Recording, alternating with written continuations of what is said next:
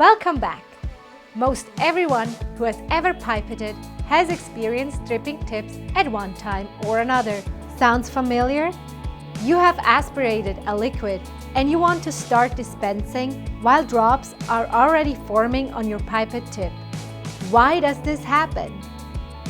When you aspirate a liquid, it can begin to evaporate due to environmental differences between that liquid and the air in the tip. This can lead to an increase in the air pressure in the tip, which in turn might lead to the liquid dripping from the tip. This is common when pipetting volatile liquids or liquids which are quite hot or cold. The solution is to pre-wet the tips. Simply aspirate and dispense the full volume of the tip 3 times with the liquid before starting.